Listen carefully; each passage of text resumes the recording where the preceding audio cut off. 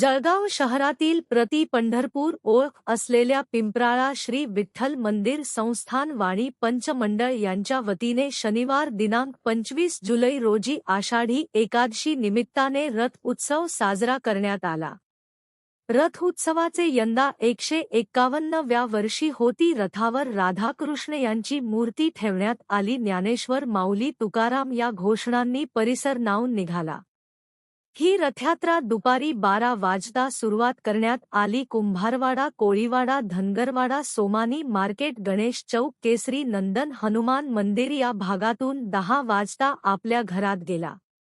यावर्षी केसरी नंदन, मारुती मंदिर व व्यायामशाळेतर्फे रथाला 151 किलो फुलाचा हार यावेळी अर्पण केला।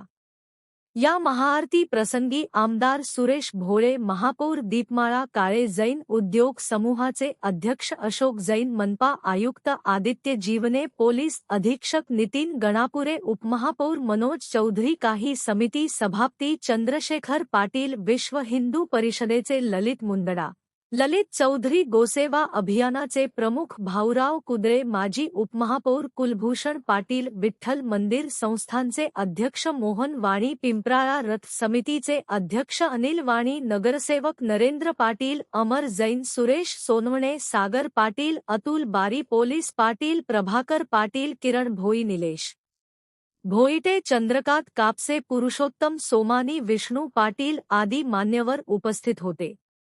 एकनाथ बाबुराव बारी, हरी धनाजी भाविस्कर, एकनाथ गोपाळ माधव माझा, आबा कापसे आलेले असतील आपले, गोपाळ सोनू कोळी, उमाकांत चिंदू बारी, भरत लक्ष्मण बारी, प्रदीप पुरुषोत्तम सोमाणे,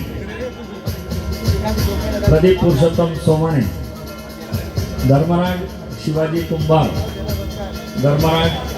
कुंभार, उमाकांत ओंकार वाणी,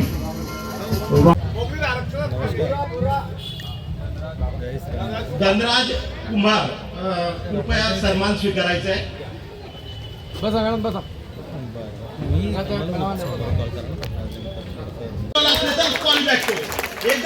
जोरदार टाळ्या आणि एक सांगतो, या 1 वर्षातली तुमच्यातली घडलेली स्थिती नंतर पुढच्या वर्षी नक्की आम्ही सन्मानाने या ठिकाणी मांडू।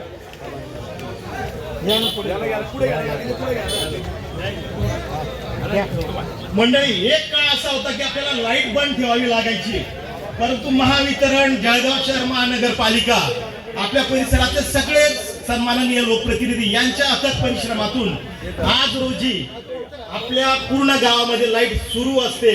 खांबे मोठमोठे आहेत, रथाच्या उंचीपेक्षा मोठे खांबे आहेत। याच्यापेक्षा दुसरी सुधारणा काय असावी?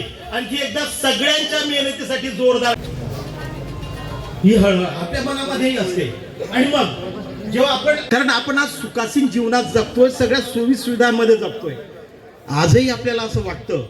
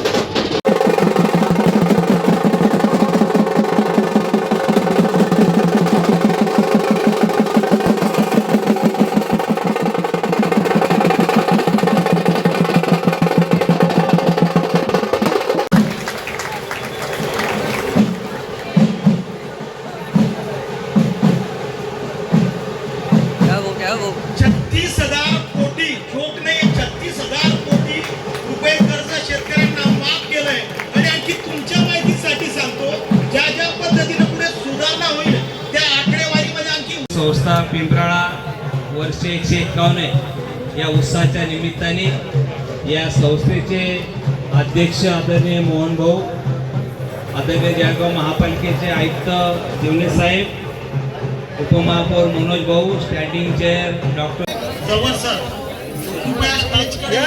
सन्मान नितीनजी जवळ सर. काय सांगाल आज या ठिकाणी आषाढी जे आहे संस्थान करण्यासाठी आपण प्रयत्न करत असलेले प्रयत्न आज जळगाव पिंपराळा इथे रथ उत्सव आहे. 151 वर्षाचा रथ उत्सव होतोय आणि खरं हे गावाचे पिंपरा गावाची खूप एकजूट असते. याच्यासाठी सर्व सेवेकरी भक्तगण इथे येतात. माता बंधू भगिनी सर्व एक बालगोपाल सुद्धा त्याच्यात सहभागी होतात आणि एक जळगावचा खूप मोठा उत्सव हा होतोय. मी सर्व भक्तगणांना खूप खूप शुभेच्छा देतो आणि या निमित्ताने जो क वर्गदाराची त्यांनी मागणी केलेली आहे तीर्थक्षेत्रामध्ये घ्यावं, याच्यासाठी आम्ही सर्व महापौर असतील, सर्व नगरसेवक असतील, आम्ही आदरणीय पालकमंत्री गुलाबराव पाटील असतील, आमदार गिरीशभाऊ महाजन असतील, त्यांच्या माध्यमातून मला वाटतं नक्कीच आमच्या लाडके मुख्यमंत्र्यांकडून खरं त्यांचं आमच्या महायुती सरकारचं धोरण आहे की जिथे ते जुने तीर्थक्षेत्र आहे, मंदिर आहे, त्यांना तीर्थक्षेत्र घेऊन त्यांना दर्जा देऊन मग तो विकास व्हावा हा आमचा प्रयत्न आहे. मागच्या वेळेलाही पाहिलं असेल की सुभाष चौकात भवानी मंदिराला 50 लाख रुपयाचा निधी मिळाला आणि अशाच पद्धतीने मंदिर सुद्धा चांगल्या पद्धतीने विकसित होईल याच्यासाठी आम्ही प्रयत्न करू. आज पुन्हा या निमित्ताने सर्व भक्तांना खूप खूप शुभेच्छा देतो. पांडुरंगाला प्रार्थना करूया की आमचं सर्वांचं आरोग्य आयुष्य चांगलं मिळू दे, असं पांडुरंगाला प्रार्थना करूया. या ठिकाणी शेतकऱ्यांचा जो दैवत मंडळाचा विठ्ठलरायाचा आज आषाढी एकादशी निमित्त एका शेतकऱ्यांचा कर्जमाफी संदर्भात आपण एक प्रातिनिधिक सत्कार आपल्या हस्ते झालाय, पत्र आपल्या हस्ते देण्यात आलं. मी महायुतीचं मनपूर्वक धन्यवाद देतो. त्यात विशेष करून मुख्यमंत्री साहेबांचं, उपमुख्यमंत्री साहेब शिंदे साहेब असतील, उपमुख्यमंत्री पवारताई असतील, कृषी मंत्री असतील, यांच्या सर्वांच्या मार्गदर्शनाखाली जो महाराष्ट्रामध्ये 36,000 कोटींचं कर्ज माफ केलेलं आहे आणि जो आमचा शेतकरी राजा आम्ही ज्याला पोशिंदा म्हणतो, मला वाटतं याला कुठेतरी आज मदतीचा हात मिळालेला आहे. आज बघत असाल निसर्ग साथ देत नाही, पण या माध्यमातून ही शेतकऱ्याला आज मदत होते आणि शेतकरी राजा निराश होणार नाही याची राज्य सरकारने काळजी घेतलेली आहे. भविष्यात सुद्धा शेतकऱ्यांना एक मेसेज जाणार आहे की हा सरकार आपल्या बरोबर आहे. भविष्यात ज्या काही अडचणी शेतकऱ्याला असतील हे सरकार त्यांच्या पाठीमागे उभं राहील.